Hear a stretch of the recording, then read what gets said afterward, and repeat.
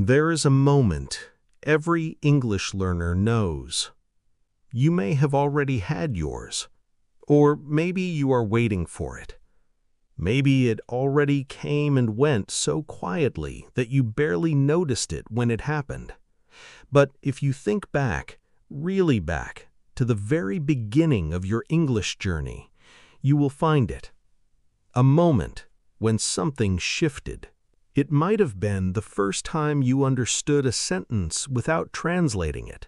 The first time a word appeared in your mind in English, not in your own language first, not with a half-second delay, but immediately, naturally, like it had always been there.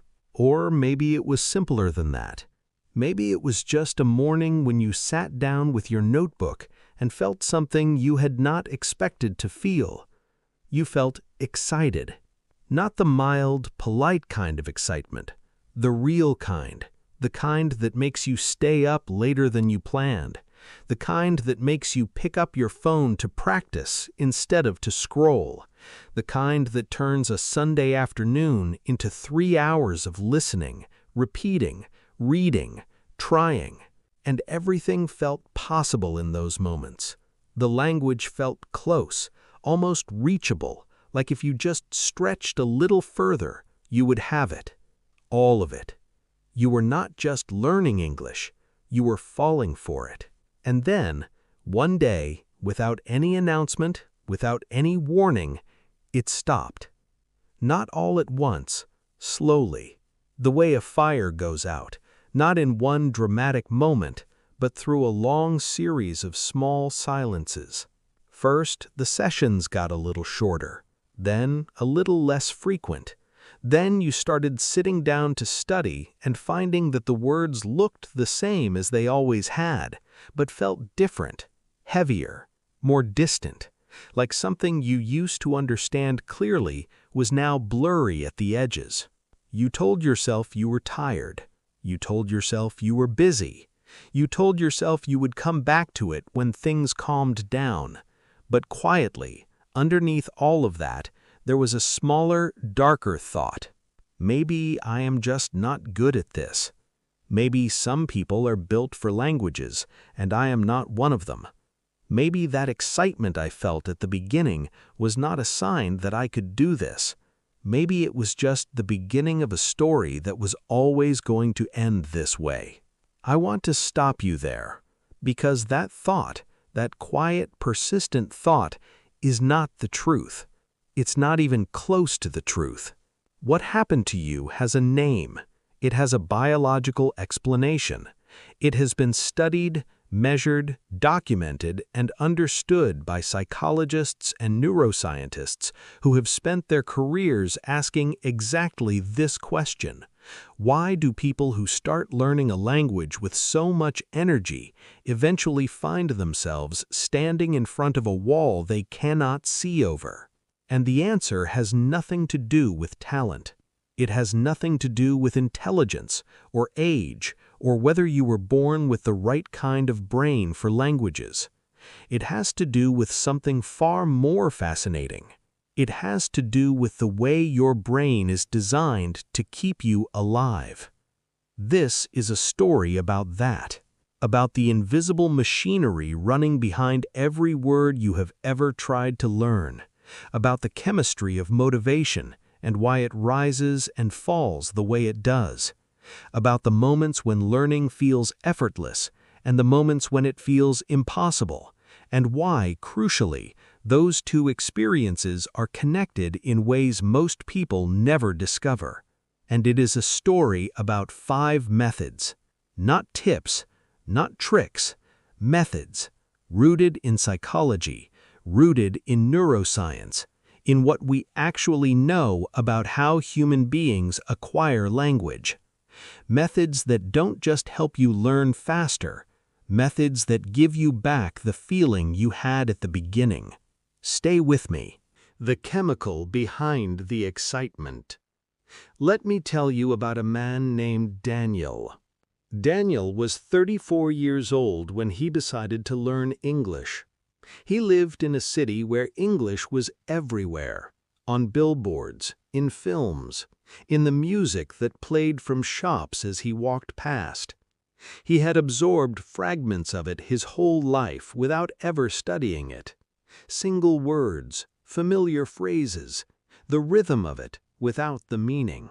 He signed up for a course. He bought a notebook. He downloaded 3 different language apps and set reminders for all of them. And for the first 2 months, he was unstoppable. He woke up early to practice. He listened to English podcasts during his commute. He watched series in English with subtitles and paused every few minutes to write down words he did not know.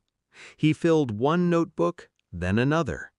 He sent voice messages to his tutor at 11 o'clock at night because he had been practicing a particular sound and needed to know if he had finally got it right. His friends noticed. They said, "You seem different, lighter. What is it?" He did not know how to explain it exactly. He just said, "I am learning something," and then smiled in a way that said more than the words did. What was happening inside Daniel during those 2 months was this. Every time he understood something new, every time a pattern clicked, every time a word moved from foreign sound to recognizable meaning, every time he caught himself understanding a sentence he would not have understood the week before, his brain released a chemical called dopamine. Dopamine is one of the most studied chemicals in neuroscience, and one of the most misunderstood. Most people have heard of it in the context of pleasure. Eat something delicious, dopamine. Hear a song you love, dopamine. Win a game, dopamine. And this is true. Dopamine is part of the brain's reward system. But what researchers have discovered is that dopamine is not really about the pleasure of receiving a reward. It is about the anticipation of one. The moment just before the first bite, the few seconds before the song reaches the part you love most, the heartbeat between understanding that you are about to understand something and actually understanding it. That edge, that electric, forward-leaning moment is where dopamine lives. And when you first start learning a language, your brain is saturated with it. Because everything is new. Every session contains dozens of tiny moments of anticipation and reward. Every lesson ends with things you could not do before.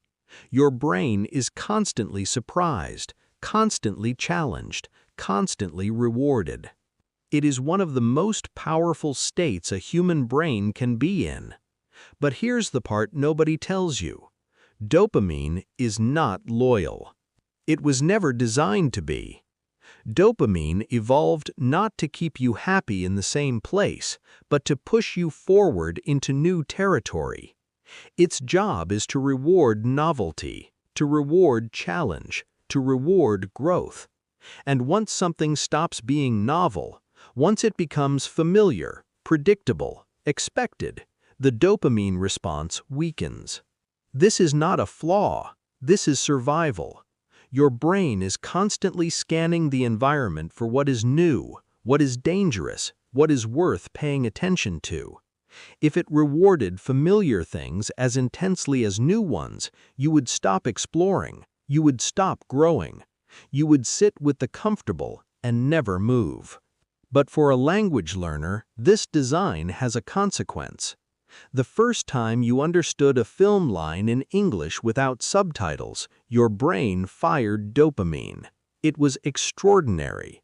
It felt like a small miracle. The 50th time you understood a film line in English without subtitles, your brain barely reacted at all. Because it was no longer extraordinary, it had become normal. And normal things do not get rewarded. This is what happened to Daniel. Around month 3, the notebooks started filling more slowly. The late-night voice messages stopped. He still sat down to study, he had the discipline for that. But something was different. The session that used to fly past in what felt like 20 minutes now felt like it was taking an hour. He was learning the same amount, making the same progress, if not more, but the feeling was gone. He went to his tutor and said, "I think I am losing my motivation." His tutor said something he had never heard before. She said, "Your motivation is not disappearing. Your brain is just waiting for something new to fall in love with." That conversation changed the way Daniel thought about learning forever. And it's the conversation I want to have with you now. The first method: learn through meaning, not rules. I want you to think about how you first learned your own language. Not how you learned to read it or write it, how you learned to speak it, how you learned to understand it. You were very small. The world was enormous and entirely confusing. And somewhere in the middle of all that confusion, sounds began to separate themselves from each other. Certain combinations of sounds began to appear in the same moments as certain things in the world. The sound your mother made when she pointed at herself. The word that came every time someone put food in front of you. The phrase that meant it was time to sleep, and the one that meant something exciting was about to happen. You did not learn a grammar rule and then apply it. You did not memorize a list and then find the items on that list in the world around you. You encountered the world, and language arrived attached to it, wrapped around moments, soaked in context, inseparable from meaning. And this is something researchers have spent decades studying. What happens in the brain when language arrives through meaning versus when it arrives through rules? The findings are consistent and remarkable. When you encounter a grammar pattern inside a real story, inside a sentence that is doing something, that is describing something, that is carrying an emotion or a situation, your brain processes it differently than when you encounter it as an abstract rule on a page. It activates more regions, it forms more connections, it creates what neuroscientists call a richer encoding, a memory that has more pathways leading to it, more ways of being retrieved, more chance of being available to you when you actually need it. A study published just last year followed 2 groups of adult language learners over 6 months. One group studied grammar the traditional way. Rule first, then examples, then practice exercises. The other group was immersed in stories, conversations, and real content first. They encountered grammar patterns repeatedly, naturally, before any rule was ever explained. At the end of the study, the second group had achieved grammatical accuracy 40% faster. 40%. Not a small difference, not a marginal improvement. 40%. But what does this actually look like? Let me tell you about a woman named Amira. Amira had been studying English for 4 years. She could pass tests, she understood written English without much difficulty, but speaking, real, spontaneous, in-the-moment speaking, left her panicking. Her grammar, which she had studied for years, simply was not available to her when she needed it most. Then she started watching a cooking series in English, not for studying. She made that very clear to herself, just for watching, because she loved food, she loved cooking, and someone had recommended the series to her. She watched one episode, then another. She did not pause to write words down. She did not rewind to check her understanding. She just watched and listened and let the language wash over her the way music washes over you, not word by word, but as a whole continuous thing. After 2 months of this, something changed in the way she spoke. Phrases began arriving on their own, not recalled from a rule she had memorized, but surfacing from somewhere deeper, somewhere more automatic.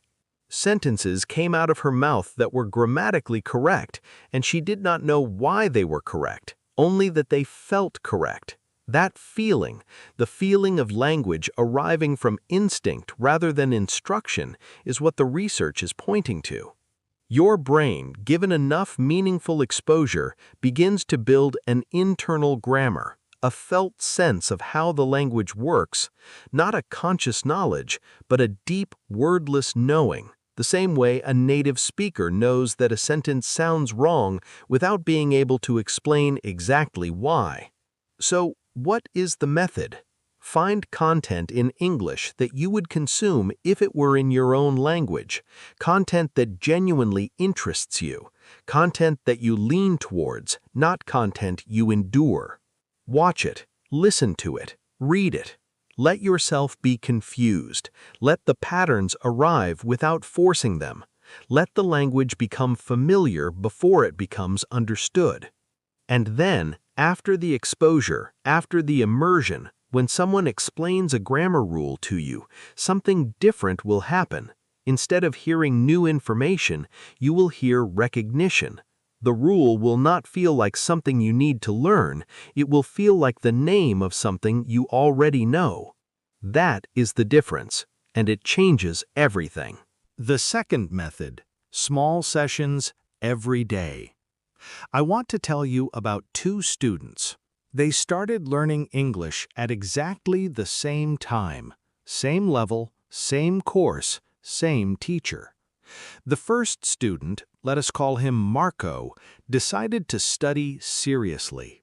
He blocked out Saturday mornings for English. 3 hours, sometimes 4. He would sit at his desk with coffee and his books and his headphones, and he would study intensely, thoroughly, without distraction. By the time he closed his books at midday, he felt the deep, satisfying tiredness of someone who had worked hard. The second student, let us call her Nadia, had a different approach. She was busy, a full-time job, 2 children, a household. She could not afford 3 hours on a Saturday. What she could afford was 25 minutes in the morning, before anyone else in the house woke up, sitting at the kitchen table with a cup of tea and a notebook. 25 minutes, every single day, without exception. Even on difficult days, even on the days when she was tired and the words felt heavy and she would rather have stayed in bed, she sat down, she opened the notebook, she did the 25 minutes. 1 year later, Nadia's English was significantly better than Marco's. Marco could not understand it. He had studied more hours. He had studied more intensely. He had sacrificed more. And yet somehow, the woman who had only ever given 25 minutes at a time had pulled ahead of him completely. What Marco did not know, what most people do not know, is that the brain does not consolidate language while you study it. It consolidates language while you sleep. Every session you complete during the day is stored in what neuroscientists call working memory, a temporary, fragile kind of holding space, like notes written on a whiteboard rather than in a book, clear while they are there, gone if not transferred. The transfer happens during sleep. During the night, the sleeping brain goes through what it encountered during the day. It selects what seems important, what was encountered repeatedly, what was tied to emotion or attention. And it moves those things into long-term memory, into stable, durable storage. This process is called memory consolidation, and it is one of the most important things your brain does. But it can only work with what the day gave it. When Marco studied for 4 hours on Saturday, his brain had an enormous amount to process that night. It did its best, but the following night, Sunday, there was nothing new to consolidate. Monday, nothing. Tuesday, nothing. By the time Saturday came around again, some of what had been consolidated was already beginning to fade, because language, like any skill, weakens without regular activation. When Nadia studied for 25 minutes every morning, her brain had a small, manageable session to consolidate every single night. Each night built on the night before. Each morning's session arrived on top of the previous night's consolidation, compounding layer by layer, like interest accumulating in an account that never loses its balance. The mathematics of it are counterintuitive but undeniable. A little every day beats a lot occasionally, every time, not as a motivational phrase, but as biology. There is something else worth knowing. Research into human attention has found that genuine, high-quality focus, the kind of focus where real learning happens, where new information actually gets encoded rather than just skimmed, has a natural limit. Somewhere between 25 and 50 minutes, depending on the person and the task, concentration begins to decline. The brain does not shut off, but its ability to form strong, accurate memories of new information decreases significantly. This means that the 4th hour of Marco's Saturday session was not giving him 4 times the benefit of Nadia's 25 minutes. It was giving him almost none. He was sitting at a desk, feeling like he was studying, while his brain was already past the point of real learning. He was performing effort, not doing the thing effort is supposed to produce. So here's what this method asks of you.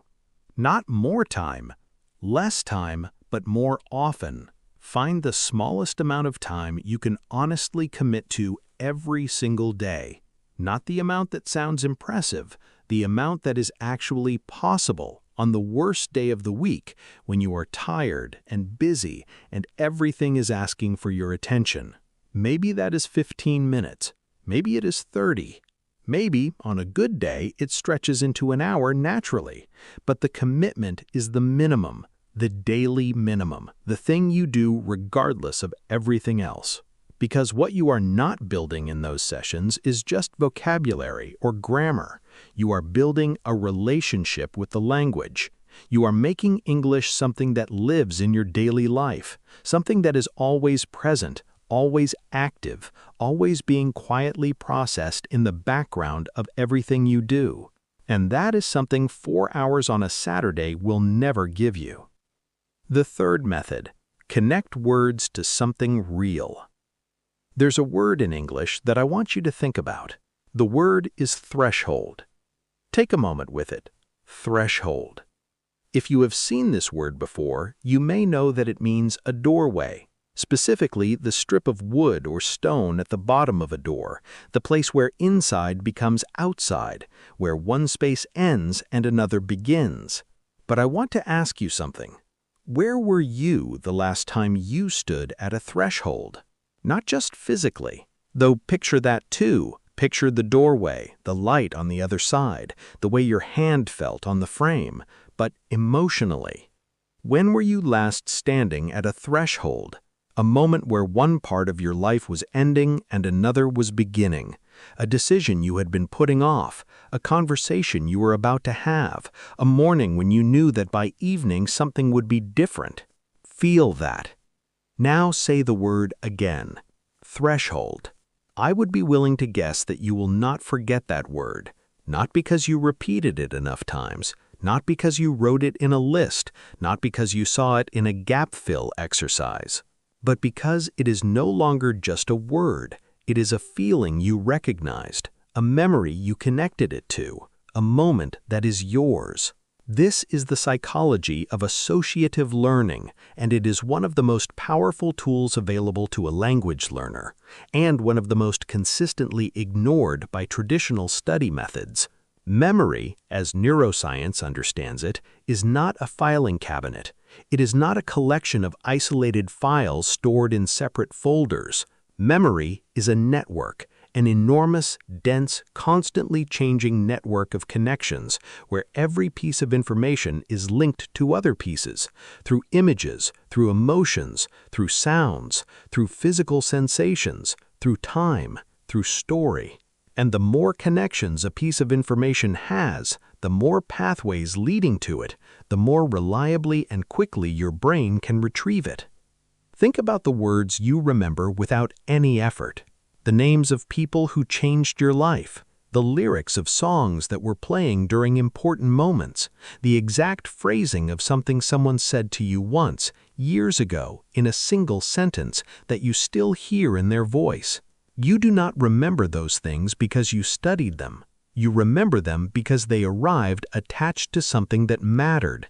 They came wrapped in feeling, in context, in a moment that your brain decided, consciously or not, was worth holding on to. Your brain is not equally interested in everything. It is deeply, ruthlessly selective. It remembers what is emotionally significant, what is personally relevant, what arrived in a moment of surprise or pleasure or intensity. The vocabulary list on page 47 of a textbook contains none of those things. So what does the method look like?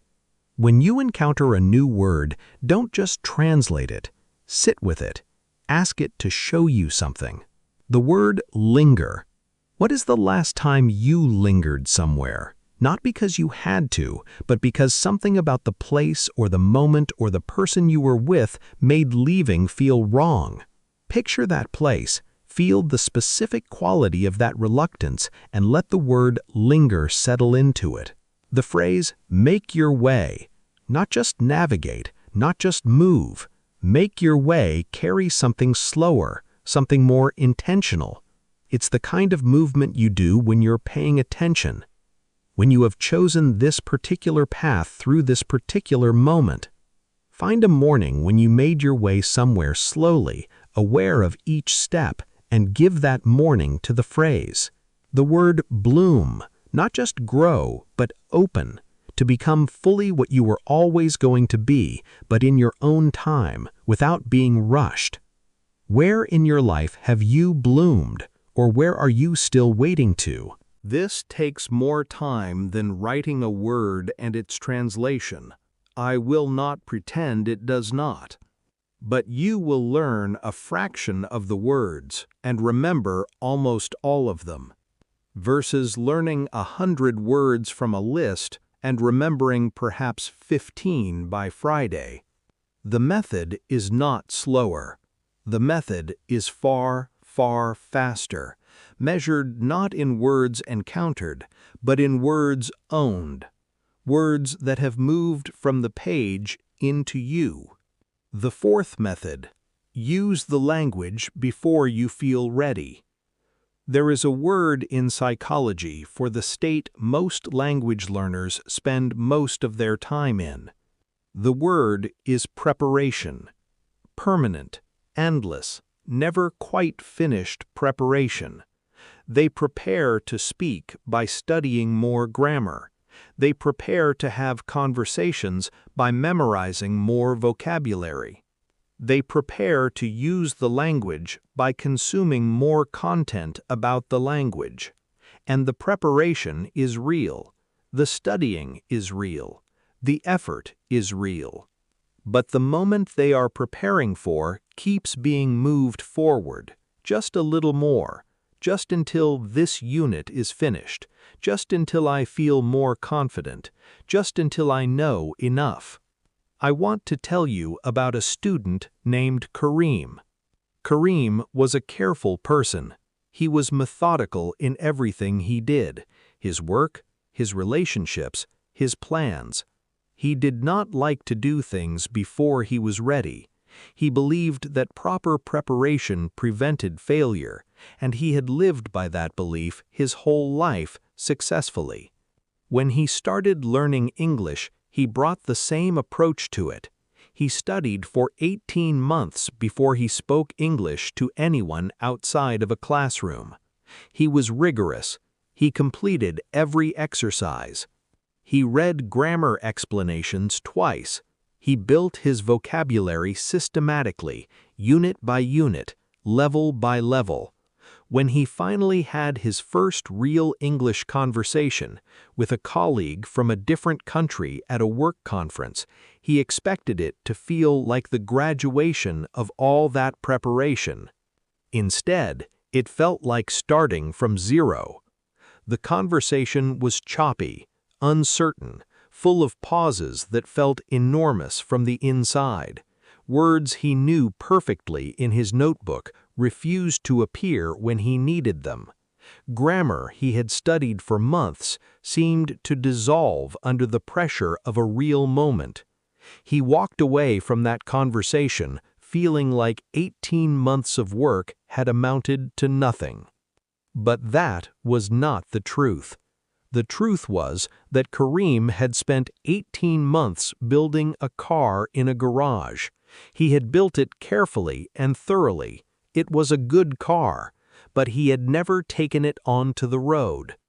And the road, the actual moving, unpredictable road of real conversation, requires a set of skills that the garage simply cannot teach you. Psychologists and language researchers call this the output gap. Input, reading, listening, absorbing the language, is essential. No one learns to speak a language without spending time inside it first. But input alone creates a particular kind of knowledge. A passive knowledge, a recognition knowledge. You understand the language when it comes to you, but when you need to produce it, when you need to reach in and pull the right word out in the right moment, at the right speed, something different is required. Output, speaking, writing, using the language actively, is not just a way to demonstrate what you have learned. It is itself a form of learning that input cannot replicate. When you speak, even badly, even haltingly, even with long silences and wrong tenses and mispronounced sounds, your brain is doing something it can only do in that mode. It is discovering what is missing, not in a vague, theoretical way, but specifically, precisely, urgently. A word you have heard 100 times becomes permanently, immediately yours the first time you use it in a real sentence, in a real moment, with a real person waiting for you to finish. And there is something else. Confidence is not what comes before speaking. Confidence is what comes from speaking.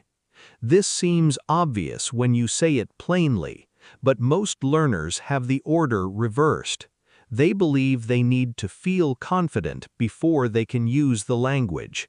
They do not see that the only way to feel confident is to use it, imperfectly, repeatedly, until the imperfections slowly become less frequent and the fear slowly becomes less loud. So the method is this: start speaking before you feel ready. Start writing before every sentence is perfect.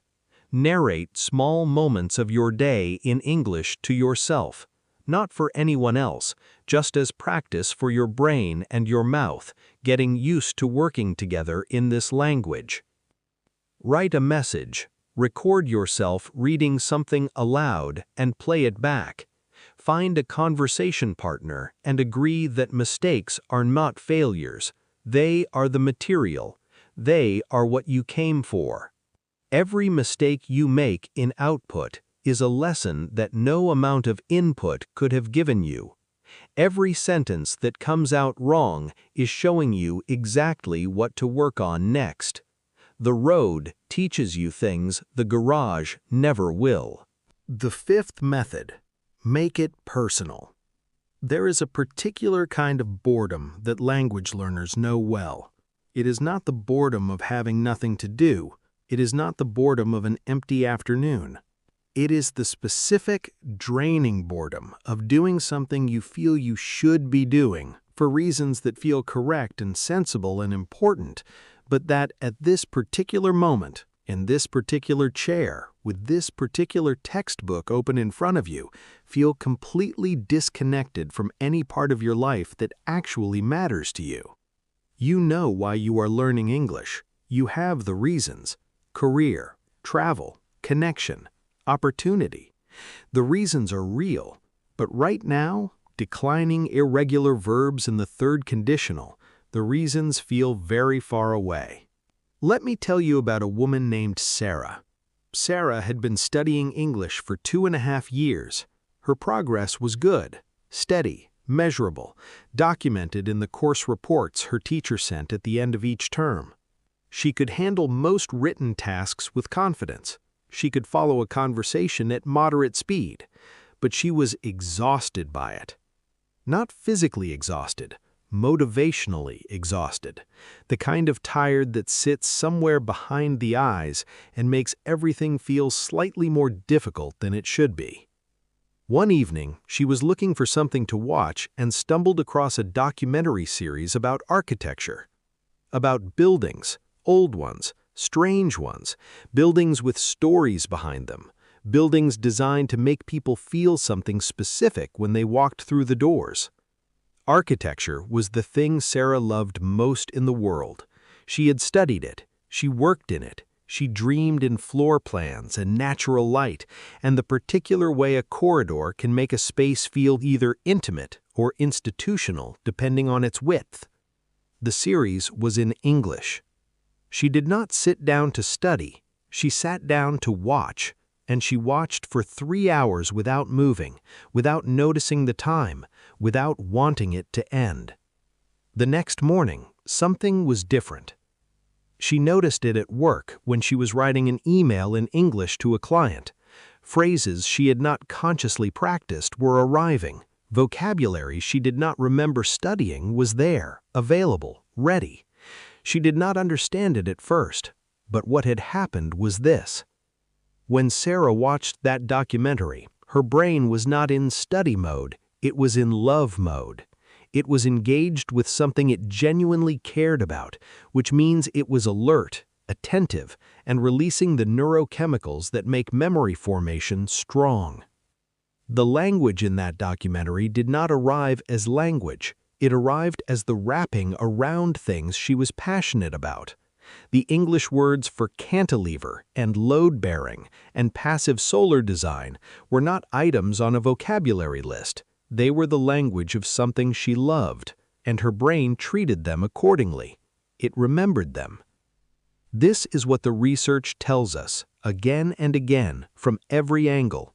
Your brain is not a neutral machine that processes all information with equal efficiency. It is a deeply personal, deeply selective organ that is always, at every moment, making decisions about what is worth paying attention to and what is not. And the primary signal it uses to make that decision is emotional relevance. Information that arrives in the context of something you care about, something that excites you, something that connects to who you are, receives preferential treatment, more attention, more dopamine, more of the neurochemicals that make a fleeting encounter with a word into a permanent memory. The learner who spends an hour with English through a topic they love will outperform the learner who spends 2 hours with a textbook they tolerate, not because of the time, but because of the quality of the brain's engagement during that time. So the method is both simple and personal. Find English in the things you already love. If you love psychology, find English language podcasts about the mind. If you love cooking, follow English-speaking chefs. If you love football, read match reports in English, watch analysis in English, find the forums where people argue about tactics in English with the passionate incoherence of people who really care. Find English in the things you already love. If you love psychology, find English language podcasts about the mind. If you love cooking, follow English-speaking chefs. If you love football, read match reports in English, watch analysis in English, find the forums where people argue about tactics in English with the passionate incoherence of people who really care. Do not add English to your life as another task to complete. Weave it into the life you are already living. Make it the medium through which you access what already matters to you. When English stops being a subject and starts being a tool you use to reach things you genuinely want to reach, the motivation you lost doesn't come back slowly, it comes back in a rush, because it was never really gone. It was just waiting for a reason. The wall and what is behind it. Most people who stop learning English do not make a decision to stop. They do not sit down one day and think, "I have considered this carefully and I have decided that English is not for me." It is quieter than that, more gradual. The sessions get a little shorter. The days between sessions get a little longer. The notebook is there on the desk, and most mornings you see it, and most mornings you think, "Yes, I will get to that." And then the evening comes and you think, "I will start fresh tomorrow." And one day, without any announcement, without any clear moment you could point to, you realize that tomorrow has been happening for 3 months. I want to tell you what is behind the wall. Not in front of it, not around it, behind it. Because the wall is not the end of the path, the wall is a feature of the path. It is something that appears at a specific point in every language learner's journey, the point where the easy, automatic dopamine of early learning runs out, and where the deeper, more durable motivation of genuine understanding needs to take over. Getting to that deeper motivation requires something the early stage does not require. It requires knowing why the wall appeared. It requires understanding what your brain is actually doing and what it actually needs and how to work with it instead of against it. And it requires the humility to stop doing what stopped working and to try something different. The 5 methods in this conversation are not 5 new things to add to your study routine. They are 5 ways of understanding what learning actually is and adjusting your approach to match that understanding. Learning through meaning, not rules, because your brain was designed to acquire language through context, through story, through the living texture of real communication. Small sessions, every day, because memory consolidates during sleep, and the brain that consolidates every night builds something the brain that studies intensely once a week can never build. Words connected to real moments, because memory is a network, not a list, and the words that last are the words that arrived with a feeling, an image, a piece of your own life attached to them. Output before readiness, because speaking is not the test at the end of preparation, it is itself the preparation. The road teaches you what the garage cannot. And English through passion, because your brain does not learn equally. It learns best when it is engaged, when it cares, when it is leaning forward and wanting more. I want to come back to Daniel, the man who filled 2 notebooks in 2 months and then felt the electricity leave. He did not quit. He came close. There were weeks where he was certain the language was not for him, certain that the early excitement had been a kind of false promise, a preview of something he was not actually going to be able to reach. But he stayed with it, not through willpower alone, though there was willpower, through understanding.